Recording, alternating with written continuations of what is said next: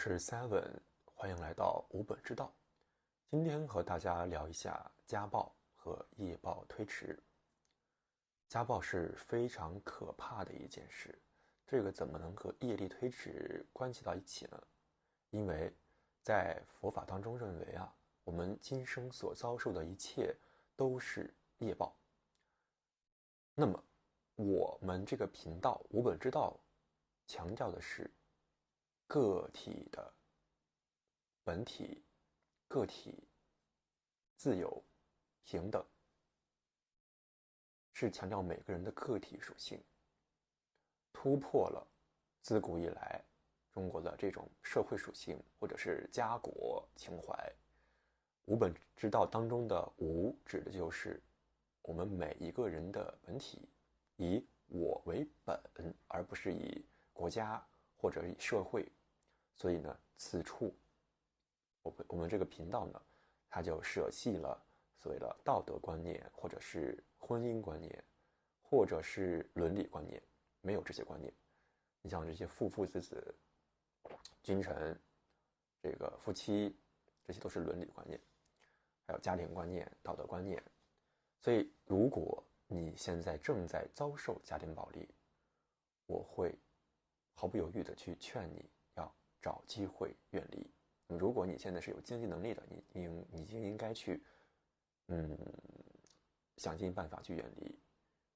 如果是亲子关系，你有这个经济能力，那就没有后顾之忧了。如果你是有小孩，你是在遭受的你的配偶的家庭暴力，那这个你就要考虑一下，你有没有能力去承受。如果你跟你的配偶离婚，你的小孩如果判给你的配偶，或者你没有能力抚养，那就要那你的小孩可能就会遭受痛苦。在我这里，其实我还是会考虑到一些无辜的，所以我会劝你，是不是要牺牲一下自己的幸福，去考虑一下自己的孩子。那如果真的是一个完全自私自利的人来讲，你如果真的不想小孩的安危，你就离婚了，你就远离了，你自己过得没那么痛苦了，自己慢慢的越来越好了，我本人是肯定是很支持的。那么现在来讲一下家暴和业报推迟。为什么叫业报推迟？这就是说我们每个人人生酬业，俗话说得好这个一饮一啄莫非前定。打个比方说，某甲家暴某乙，在这个因果的这样的一个角度来讲呢，就是某甲欠了某乙的，不对，是某乙在过去生中欠了某甲。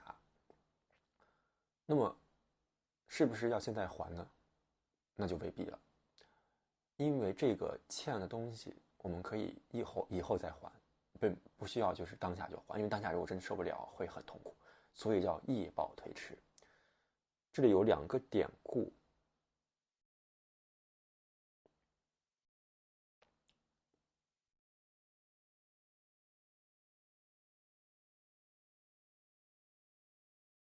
就是说，增一阿含经等见品第34，佛对这个比丘们说：汝等莫作事官，尔时罗越城中人民之类，岂一人乎？今是种是也。尔时居于者，今琉璃王是也。尔时两舌于者，今好苦犯智是也。尔时小儿见于在岸上笑者，今我身是也。我们用白话解释一下，就是当时呢，释家族就是今世的释家族是前世的什么，不知道叫什么，就是前世的释家族去大池子里边呢捕了一条鱼，然后呢，他们因为这个鱼的罪业，吃杀鱼的罪业呢，就堕地狱。然后呢，释迦牟尼佛，前世的释迦牟尼佛，过去世的释迦，当时笑了一下，今患头痛，如似石压，犹如以头戴须弥山。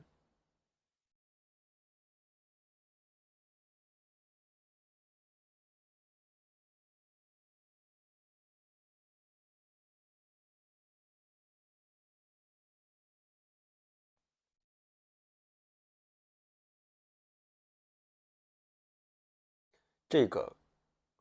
故事实际上我们可以分析出来，他的这个罪业受报分为2部分。第一部分就是当时释迦佛他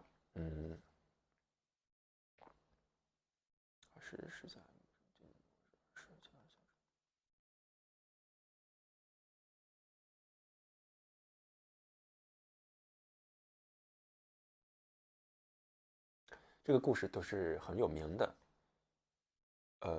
是琉璃王去征讨释迦一族，释迦一族全部都被杀死。当时的佛的弟子目犍连呢，用神通把他们释迦族，因为是自己师父、自己本师的一个族类嘛，把他拖到钵里边去保护他们。结果钵里边是脓血。这个其实他们释迦族一共受了2个报，大概分为2个。第一个报呢就是下地狱堕地狱的报，这是杀鱼的报。第2个报呢就是在当人族之后，他被这个灭族了，这是第2个报。那么他这个2个报就分为2类，就是我们每一个人受业都是这样的，我们每个人造作业都是这样，都要受2报。第一个报呢就是法界，或者我们可以叫它做自然的力量，对，就是自然的力量。这个文案这是我写的是第一部分是法界自性中自见感召啊，比如造了很重的业会下地狱，这个地狱业不是谁叫你受，而是自然感召。那么第2部分就是这个琉璃王去灭释迦族这一族，这个是什么？就是有情众生的仇。你杀了人啊，文案写的是你杀了人，他要么不投胎做鬼找你索命，要么在未来世你们刚好在同一维度要碰在一起，比如都是人，都是3维的，他报仇雪恨。就是你杀了人之后，你杀人这个业有一个大自然对你的惩罚，就是你要去下地狱。第2个业就是罪业，就是你被杀的那个人，他如果做鬼，他可能会以鬼的这样的一个角色，这样的一个形态去讨你的命。如果你们未来世你们又重逢，无论是什么畜生也好，还是人也好，他还是会来找你。那么我们今天主要讲的是什么？就是不是让大家受报。我的一个想法，我的一个宗旨就是说，如果你在遭受家暴，我一定会劝你远离，包括这个校园暴力、校园霸凌，所有的人，因为整个世界，大家可以想象到，整个世界好像很大的很多地方，因为我没出国，我不知道，很多地方都是恃强凌弱的，所以这个是很可怕的一件事，一定要远离。这个我写了一句话是，你们要有智慧，要觉悟，以保护自己不受戕害，要远离恶人和那些有缺陷的，在成就之前不要妄想度人。这个佛在经中说要远离众恶，去恶就善。其实我说这个其实就是人能自度转相整济，你一定要先自度。自度是什么？就是自己保证自己的身体还有心灵的一个健康愉悦，这个是非常关键的。然后你再想着你去有任何的想法，你都可以去做。你像佛法讲的就是要去普度众生嘛，但是你普度众生之前一定要先自度。我现在在说的一件事就是业报推迟，因为我肯定是不希望所有的人去遭这个罪业的，所以我讲的这个是很重要的一点，就是说你等到以后，我有能力承受了。举个例子，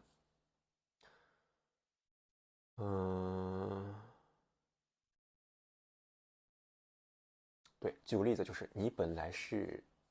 要遭受的业报啊，是一盆水浇到你身上，这个时候你是一个小蜡烛，哇，那一盆水浇到你身上，是不是一定把你浇灭？对，你要远离这盆水，把自己保护好。等到什么时候？等到你变成一个伞，变成一个太阳的时候，那么这盆水它可能随着时间的推迟，它可能会越来越多。它即便变成一个大海，但是你已经变成太阳了，好吗？它怎么样能够去伤害到你呢？这个就是我讲的业报推迟，要等到业报往后推迟，你变得强大之后，它不能伤及到你了。这个在佛经里边是有典故的，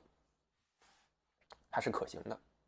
这个我们自己想想，你就算不听佛经，也可以知道这个确实是可行的，因为有一个自然的一个力啊，自然的这个力，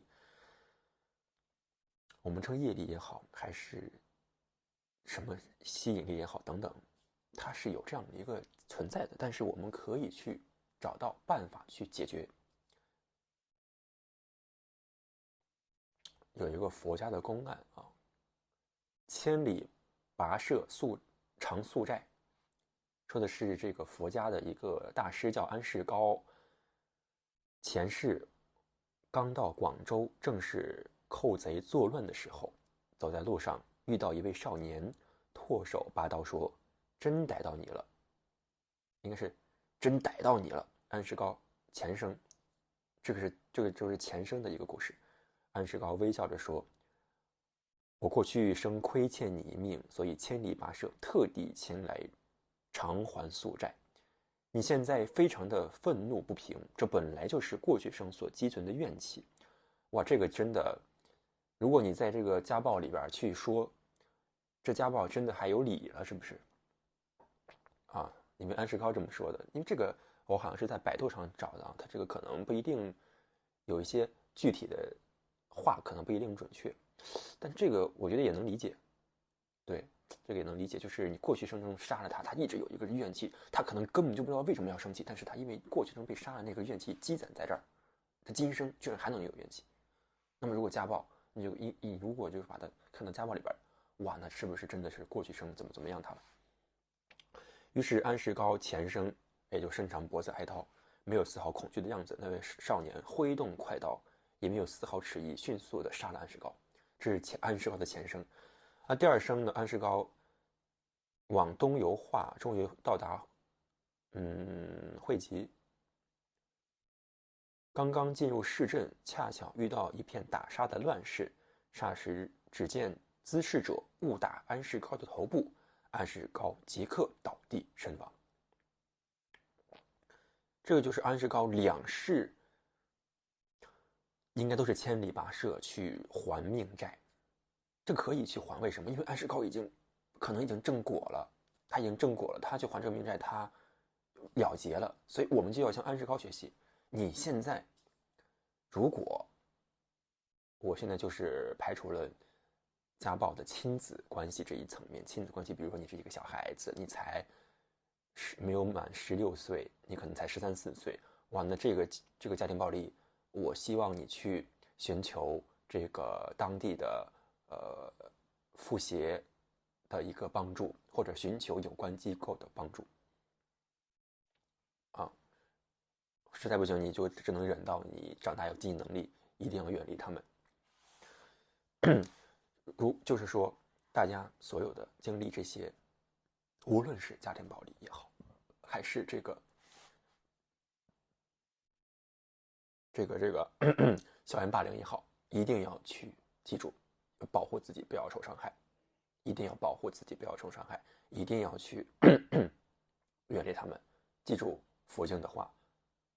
远离众恶。这个远离众恶，最基本的你要做到空间维度的远离，就是空间层面的远离，不要跟他们有这个接触，甚至不要跟他们有信息的往来。比如说，这个信息嘛，比如说微信、手机短信这些。我这边写的是安世高有了宿命通，他这个宿命通其实，宿命通、漏尽通算是正果，但是我相信安世高应该是已经正果了的。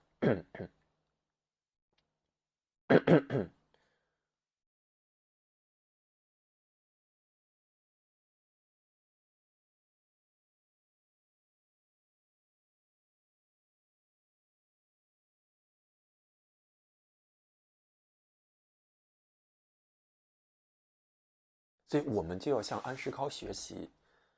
在这种情况之下，我们不去否定佛家的因果报应，但是我们一定要先去维护自己的一个健康，身心灵的健康，要先远离，等到自己慢慢的修，慢慢的强大了之后，再去偿还，像安世高一样偿还这个罪业。我们那个时候就是风轻云淡的，就很好。所以我是非常的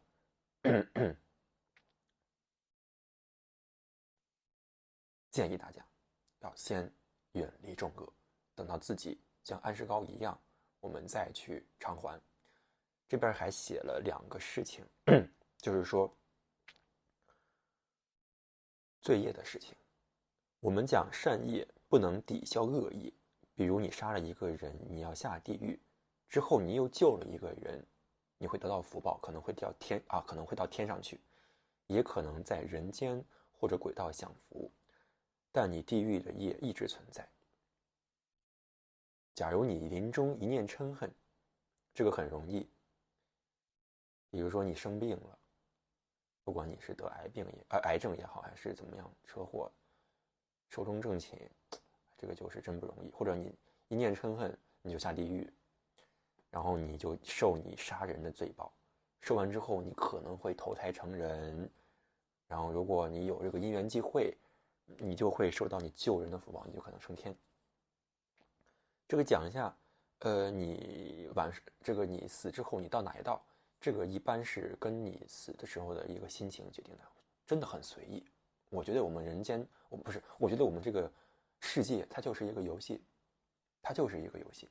虚拟游戏。就你比如说你死后之后你怎么投胎到哪一道，它根据的不是别的，它根据的是你死的时候，它是怎么样的一个心情，怎么样的一个内心世界是怎么样的。你比如说我死的时候，我很平静，我就是或者是我很清静，我很平静，我是那种清静的快乐，你可能就升天或者当人。如果你说我特别的恨呐，很恨，下地狱。如果你很贪恋我的财宝，贪恋我的房子，贪恋我的妻子眷属，贪恋我的车子，贪恋我的钱，我的公司，我的财产，恶鬼道啊，恶鬼道。如果你很愚痴，啥也不知道，好像老年痴呆就是这种畜生道。如果这个时候刚好你在怎么样，你有一个典故啊，如果刚好有一个道士，这个典故真的就是这个道士啊，有个道家的道士路过你家，给你念佛，你虽然是一辈子杀猪的屠夫，你能往生极乐世界。当然这个有很多的这个很深的一个义理在，对，今天就不做讲述。所以这就真的很。还有一个典故，有一个人他天天吃素，天天念佛，但是最后的时候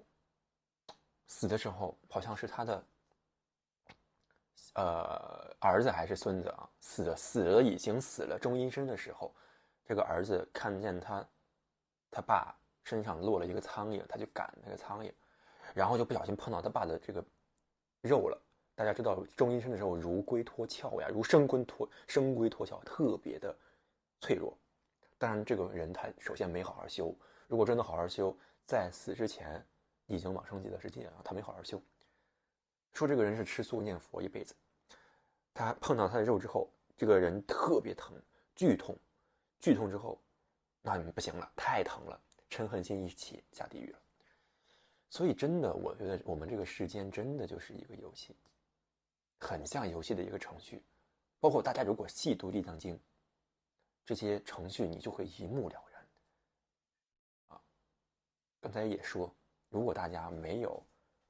很顺，不可能考虑到生死之痴。好，下边继续，如何消除我们的罪业？我刚才讲了，就是我们要推迟我们的业报。其实你这个2个方面，第一个方面就是你自然对你的这个业，应该是可以消除的。这个别的宗教我不知道，我相信道教啦，这个丹道啦，伊斯兰教，他们都有自己消除罪业的方法。但是我想说的是，你如果单纯的积福，你是不会消罪业的。那么佛法有消除罪业的啊，因为佛法所有的，不管是经咒还是符号，它都是有消罪业的。大家看这个我们的文案写的是，这个文案是我2024年6月6号下午4点写的。世间法没有办法消除，但佛法有。佛法中几乎所有法都可以消除罪业，如念佛，至心念一句佛号，消除80亿劫生死重罪；如念咒大悲咒，一宿诵满5遍，除灭身中100千万亿劫生死重罪；如地藏经经典这佛经，见地藏形象，即闻此经，乃至读诵等等，业道永除。或闻地藏本愿实行，赞叹瞻礼，恶业消灭。这个就是恶业消灭。那么我觉得我自己认为，就是你这个自然的这个业可以消除，就自然对你的一个惩罚，无形的可以消除，但是有形的对你的这个是没办法消除的。就比如说你杀了一个人，你怎么能够去解除他的这样的一个恨？往往你把他杀了，某甲把某乙杀了，等到因缘际会很合适，某乙又把某甲给杀了，这个时候可能会造成更大的一个仇恨。对，那冤冤相报没完没了。所以这个你在首先第一就是最保底的一个办法，就是你要远离他们，你要有一个护身符。如果真的是有鬼找，那你有很多方法呀。如果有鬼找，你修佛，当然也正信不要去迷信，修佛一定是可以解决的，是不是？如果是你像这个就是第一个就是这样的，对，就是这样的，你还可以怎么样？不能谈判。对，第一种情况就是远离，一定要远离他们，不要让他们伤害到自己，不要跟他们有接触。第二个就是谈判，这个就比如是鬼道众生你上辈子把他杀了，他跟着你，你跟他谈判，或者是人，你跟他谈判不过也可能很难。对，所以最保底的方法就是你要远离他们。那么谈判的话，其实都是鬼了，而且基本上还是那句话，就是什么呀？恃强凌弱，强者扶弱。你为什么能跟他谈判？因为你比他强啊。就比如说你一招能把他给打死，你现在跟他谈，我给你怎么样，用我们佛家的话，我给你念佛，我给你造这个圣像，造地藏菩萨的圣像，这个功德回向给你，好不好？他这一听，可能有的鬼就比较那个啥是吧，比较聪明，知道行，那你给我弄吧，我也不去找你的事儿了。那么有的鬼即便说我现在我作为一个人，我跟你说，你现在不听我的话，我跟你谈判，你现在这么恨我，我跟你谈判，然后呢，如果你不听，你不接受，我会把你给怎么样，比如说魂飞魄散。哇，那有的鬼真的是不听的，他的恨太强了，有这个好道他不走，他就是要报仇，哇，真的没办法。所以真的是要少结怨，少结怨。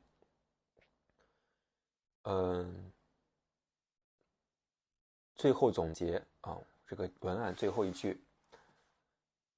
大家要为自己本身考虑，若遇到恶人，便要远离，以无为本是最高纲领